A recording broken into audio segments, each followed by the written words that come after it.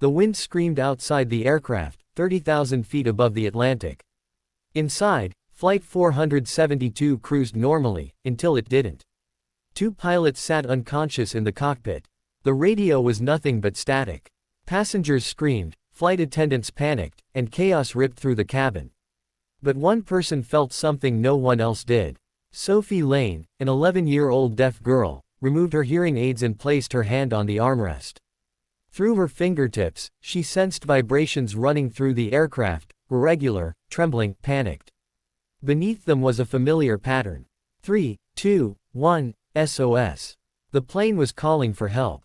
Sophie turned to her mother and wrote on her notepad. "Dad taught me what this means." Her father, Captain Aaron Lane, had been a U.S.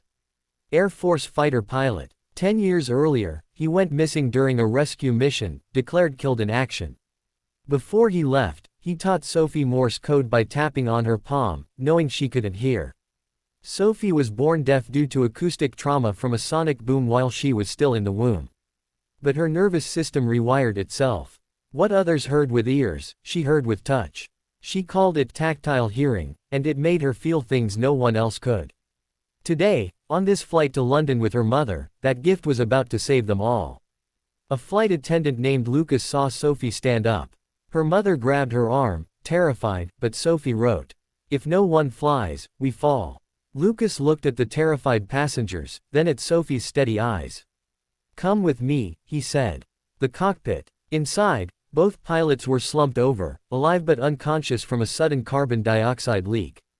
The radio was dead. The plane was descending. Sophie climbed into the captain's seat. Her hands pressed flat against the controls. She didn't need sound, she felt the aircraft's heartbeat through the vibrations of its systems, like reading an invisible language. A blinking message caught her eye. Falcon 6 protocol inactive. Falcon 6, her father's call sign. She lifted her necklace, two small metal wings she never removed. On its back was a tiny magnetic strip. She found a hidden slot on the console and inserted the pendant. The cockpit lit up. Lineage key confirmed. Call sign activated, Falcon 6. Miles away, NATO operators stared at radar screens in shock. A civilian flight was broadcasting a military call sign, one that belonged to a pilot declared dead a decade ago.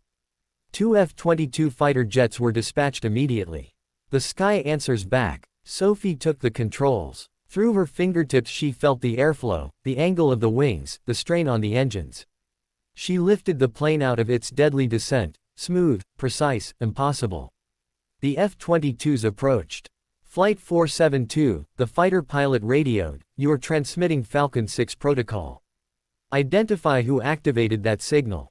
Lucas grabbed the microphone. "It's a child, Captain Lane's daughter. She's flying the plane." Silence. Then disbelief. Then awe. But Sophie couldn't hear any of it. What she felt instead was a new vibration coming through the radio static, Morse code pulsing along the metal structure. "Trust Sky. Remember." Her father's pattern. Tears filled her eyes, but she kept flying. Outside, the F-22 pilots watched the airliner stabilize under the hands of a child. One jet tilted its wings, a pilot's salute. Command received a translation of the Morse code Sophie sent through the flashing position lights on the tail. The officer in charge froze. "That's Captain Lane's signature method," he whispered. "Only he used light Morse when radios failed." He grabbed the mic. "Falcon 6 Jr. You have full command authority. F-22s will escort you to London." The landing. Electromagnetic interference faded. Systems returned. The autopilot re-engaged. Sophie, exhausted beyond limits, released the controls and slumped forward. Lucas caught her before she fell. She had done it. Emergency crews swarmed the plane upon landing at Heathrow. Passengers didn't cheer, they bowed their heads in quiet respect as Sophie was taken out on a stretcher, still smiling faintly. Within hours, the world knew the story. Deaf girl lands passenger jet, using her father's military protocol. The military confirmed Falcon 6 a lineage key. News outlets replayed Lucas's emotional interview. When she looked at the controls, he said, she didn't look like a child. She looked like a pilot.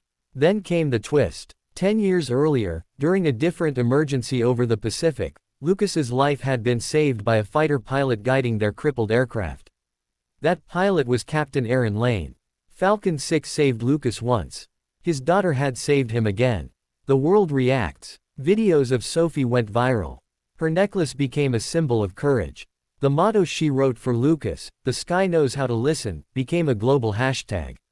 Experts were amazed. Her tactile sensitivity allowed her to detect flight data through vibrations with unbelievable precision.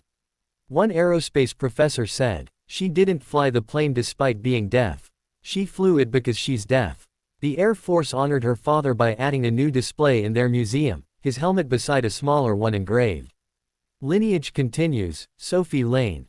Children with hearing loss around the world pointed to Sophie and said, "If she can do it, why can't I?" 1 month later, at the Air Force base where her father trained, Sophie placed her hand on the glass of his memorial display and whispered through her lips, "Dad, I heard the sky."